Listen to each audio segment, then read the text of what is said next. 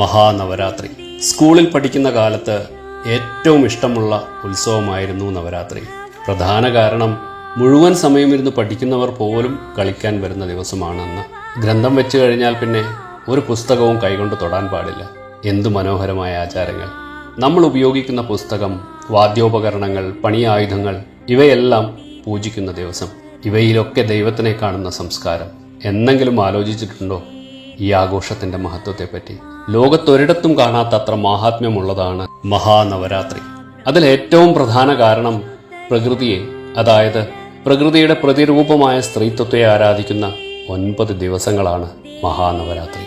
ഒരു സ്ത്രീയുടെ ജീവിതത്തിലെ 9 അവസ്ഥകളെയാണ് 9 ദിവസങ്ങളായി ആരാധിക്കുന്നത്.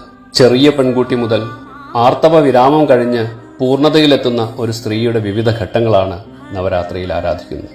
ഒന്നാമത്തെ ദിവസം കൊച്ചു പെൺകുട്ടിയായ ശൈലപുത്രിയെ ആരാധിക്കുന്നു. ഒന്നാമത്തെ ദിവസം ബാല്യം, വിശുദ്ധി, നിർമ്മലത എന്നീ ഭാവങ്ങളാണ് ശൈലപുത്രിക്കുള്ളത്. രണ്ടാമത്തെ ദിവസം ബ്രഹ്മചാരിണി, വിദ്യാർത്ഥിയായ യൗവനയുക്തയായ പാർവതി ദേവിയെ ആരാധിക്കുന്നു. രണ്ടാമത്തെ ദിവസം അധ്യയനം, ജ്ഞാനം എന്നീ ഭാവങ്ങളാണ് ബ്രഹ്മചാരിണി ദേവിക്ക്. മൂന്നാം ദിവസം ചന്ദ്രകണ്ഠാദേവി, ചന്ദ്രനെ തലയിൽ ചൂടിയ ദേവി. പരമേശ്വരനെ കല്യാണം കഴിച്ചുള്ള സൗന്ദര്യഭാവം ശിവനുമായി ചേർന്നത് കാണിക്കാനാണ് ചന്ദ്രനെ തലയിൽ ചൂടിയ സങ്കല്പത്തിൽ കാണുന്നത്.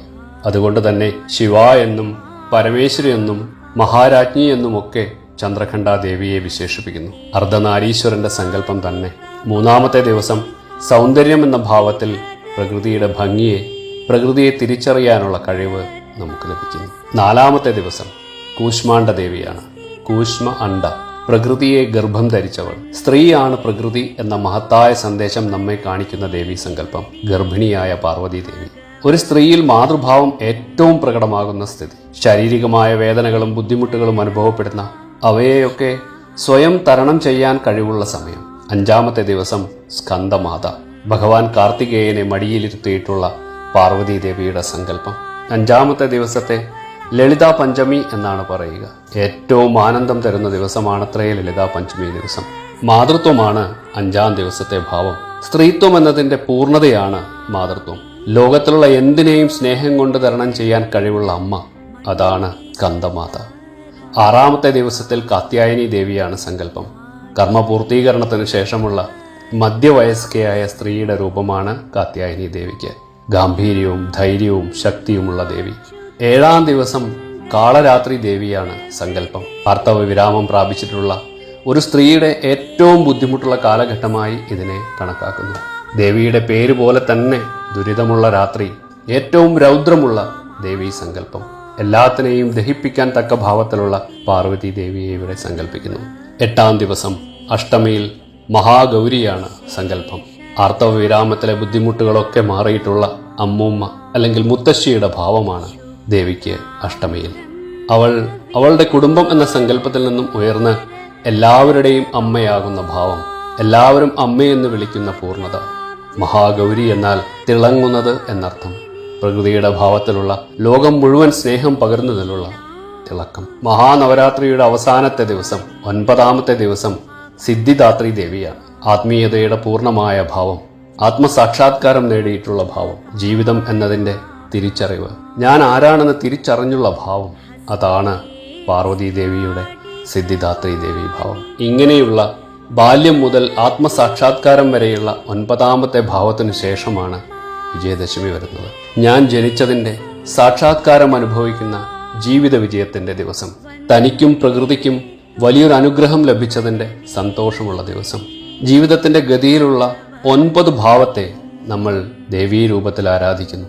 ലോകത്തൊരിടത്തും കാണാത്തത്ര പാവനമായ സങ്കല്പമാണത്.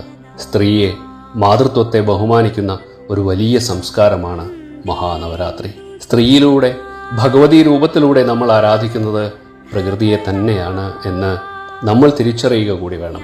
ശിവനും ശക്തിയും ഓരോ വ്യക്തിയിലുമുണ്ട് എന്നതാണ് സങ്കല്പം. ദേവിയെ ആരാധിക്കുന്നതിലൂടെ ഓരോ വ്യക്തിയും അയാളുടെ ജീവിതത്തിന്റെ ഉയർച്ച കൂടി മഹാനവരാത്രിയിലൂടെ നമുക്ക് മനസ്സിലാക്കി തരുന്നു.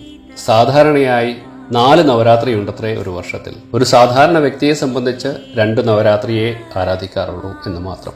വസന്ത നവരാത്രിയും ശരത് നവരാത്രിയും. അതിൽ തന്നെ ഭാരതം മുഴുവൻ ആചരിക്കുന്നത് ശരത് നവരാത്രിയാണ്.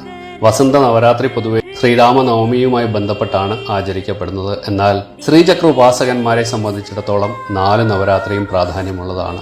ഈ 4 നവരാത്രിയും ഓരോ ദേവതയ്ക്ക് വേണ്ടിയുള്ള ഉപാസന കൂടിയാണ്. വസന്ത നവരാത്രി ലളിതാംബിക ഉപാസനയ്ക്കും, മഴക്കാലത്തുള്ള നവരാത്രി വരാഹി ദേവിക്കും, ശരത് നവരാത്രിയിൽ ദുർഗാ പരമേശ്വരിയും, മാഘമാസത്തിലേത് രാജമാതംഗിയുമാണ് ഉപാസനാമൂർത്തികൾ.